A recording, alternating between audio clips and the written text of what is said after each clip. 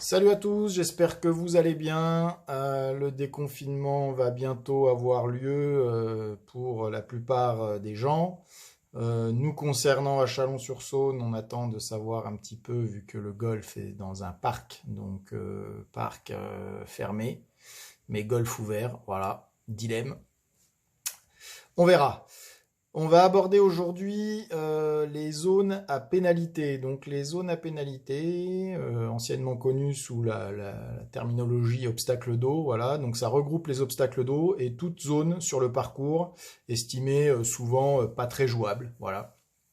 Donc toutes ces zones à pénalité seront matérialisées en rouge si elles sont latérales au trou que je suis en train de jouer, ou en jaune si elles sont frontales, voilà.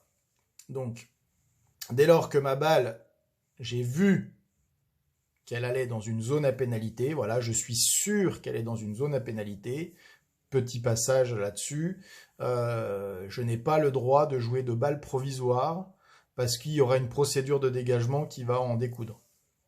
Maintenant, même si je suis pas sûr qu'elle soit dans une zone à pénalité, mais que j'imagine qu'elle y est, voilà.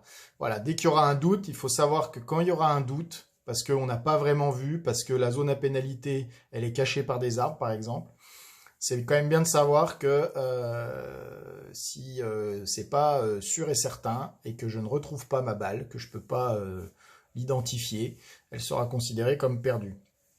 Voilà, petite ambiguïté pas simple, mais il faut savoir que ça peut arriver que je puisse jouer une balle provisoire. Euh, Sous-entendu, je ne suis pas sûr qu'elle soit dans la zone à pénalité. Voilà, petite parenthèse. Maintenant, on va rester simple.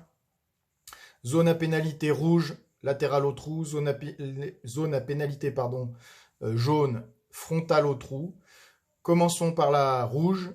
Voilà, quand j'arrive dans une zone à pénalité, soit je la joue parce que je suis jouable, soit je dois déterminer une procédure de dégagement par rapport au point d'entrée dans la zone.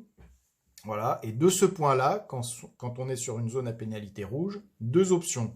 Soit je tire une ligne virtuelle entre la position du point d'entrée et le drapeau, et j'ai le droit de reculer en arrière autant que je veux, et je drop, comme pour la balle injouable qu'on a vu hier.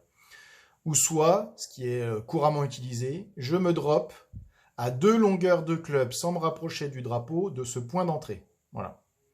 Si ça, c'est pas possible, dernière possibilité, je retourne d'où je viens. Voilà, pareil.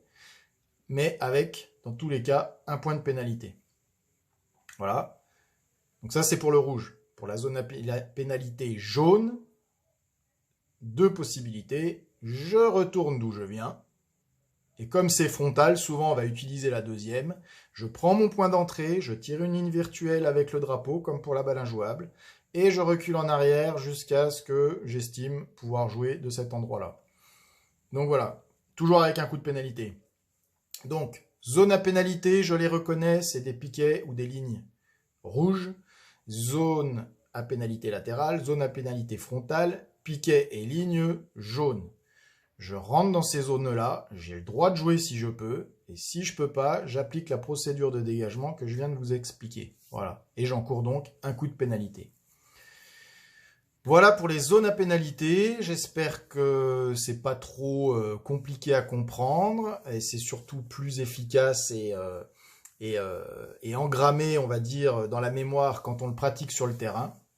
Voilà. Donc ça, je vous laisserai découvrir les situations de jeu sur le terrain dès que vous retournerez jouer. Voilà, je vous souhaite une bonne soirée et je vous dis à demain.